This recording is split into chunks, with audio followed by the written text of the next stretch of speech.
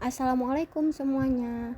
Perkenalkan, nama saya Nurul Fazilah. Saya akan membahas tentang teori-teori dalam kriminologi yang ada di RPS 13 dan 14, poin ke-1, ke-2, dan ke-3. Teori pertama yang akan dibahas yaitu teori asosiasi diferensial. Teori ini dikembangkan oleh Edwin H. Sutherland pada tahun 1939.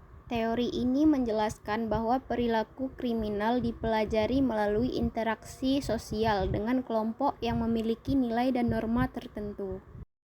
Sutherland berpendapat bahwa seseorang menjadi kriminal bukan karena faktor biologis atau psikologis, tetapi karena mereka belajar dari lingkungan sosialnya. Proses pembelajaran ini mencakup frekuensi, durasi, prioritas, dan juga intensitas. Prinsip-prinsip utama teori asosiasi diferensial. Yang pertama itu perilaku kriminal dipelajari. Jadi, seseorang tidak dilahirkan sebagai kriminal, melainkan perilaku tersebut diperoleh melalui proses pembelajaran. Yang kedua, pembelajaran melalui interaksi sosial, yaitu pelaku kriminal dipelajari dalam interaksi dengan orang lain melalui komunikasi. Yang ketiga, pembelajaran terjadi dalam kelompok intim, yaitu pembelajaran perilaku kriminal terutama terjadi dalam kelompok-kelompok kecil yang memiliki hubungan dekat seperti keluarga atau teman dekat. Yang keempat itu mempelajari teknik dan motif. Di sini proses pembelajarannya mencakup teknik melakukan kejahatan serta motifnya. Ada dorongan, rasionalisasi, dan sikap yang mendukung perilaku tersebut. Yang kelima itu ada definisi hukum sebagai acuan. Seseorang belajar menafsirkan hukum sebagai sesuatu yang bisa dilanggar atau ditaati berdasarkan interaksi sosialnya. Selanjutnya ada kecenderungan menjadi kriminal. Seseorang cenderung menjadi kriminal jika lebih sering berinteraksi dengan definisi yang mendukung pelanggaran hukum dibanding dengan definisi yang menentangnya.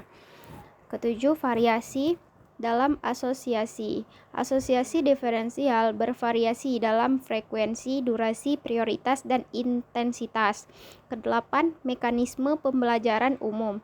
Proses pembelajaran perilaku kriminal melibatkan mekanisme yang sama dengan proses belajar lainnya. 9. Kebutuhan umum tidak menjelaskan kejahatan.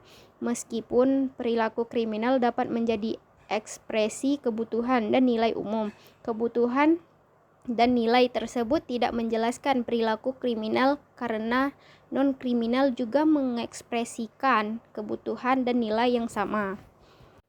Oke, selanjutnya akan membahas tentang teori anomi. Teori anomi ini pertama kali diperkenalkan oleh Émile Durkheim pada akhir abad ke-19 dan kemudian dikembangkan lagi lebih lanjut oleh Robert Camerton pada abad ke-20. Teori ini berfokus pada ketidakseimbangan sosial yang menyebabkan meningkatnya perilaku penyimpangan atau kriminal. Dan itulah foto Émile Durkheim dan juga Robert Camerton. Pengertian dari teori anomi. Anomi ini berasal dari bahasa Yunani yang berarti tanpa norma atau kekacauan sosial.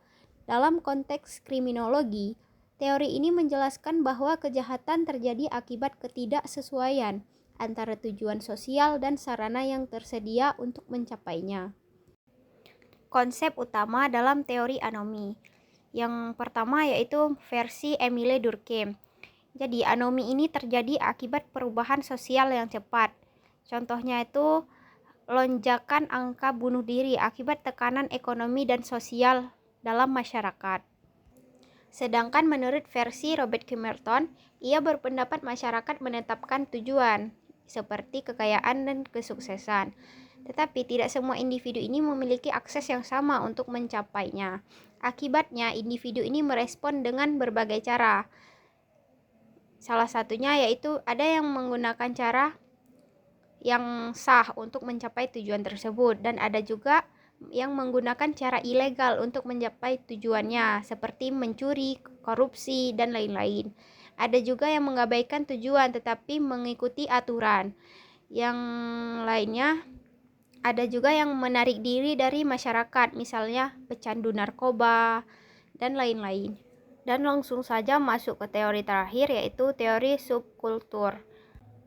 Teori subkultur dalam kriminologi ini menjelaskan bahwa perilaku kriminal dapat muncul sebagai bagian dari budaya kelompok tertentu yang memiliki nilai dan norma yang berbeda dari masyarakat umum. Dan di sini bisa kita lihat beberapa tokoh hebat yang mengembangkan teori subkultur ini. Jadi, pengertian teori subkultur ini menyatakan bahwa kelompok-kelompok tertentu dalam masyarakat mengembangkan nilai dan norma sendiri yang mendukung perilaku kriminal. Hal ini sering terjadi di komunitas dengan kesempatan ekonomi yang terbatas, di mana individu merasa sulit untuk mencapai kesuksesan melalui cara yang sah. Oke, selanjutnya akan membahas tentang jenis-jenis teori subkultur dalam kriminologi. Di sini ada yang menurut Albert Cohausen. Ia berpendapat bahwa remaja dari kelas sosial bawah mengalami kegagalan dalam mencapai standar keberhasilan yang ditentukan oleh kelas menengah, seperti pendidikan dan juga pekerjaan. Sedangkan menurut Richard Cloward and Lidolin, mereka menekankan bahwa individu memiliki akses yang berbeda terhadap peluang kriminal. Mereka mengidentifikasi 3 jenis subkultur kriminal. Dan yang terakhir ada menurut Walter B. Miller, yaitu teori ini bernilai subkultur kelas bawah. Ia berpendapat bahwa kelas sosial bawah memiliki nilai-nilai yang khas yang mendorong perilaku kriminal tersebut. Oke, berhubung waktunya terbatas, sekian dari saya. Apabila banyak kekurangan, saya mohon maaf. Assalamualaikum warahmatullahi wabarakatuh.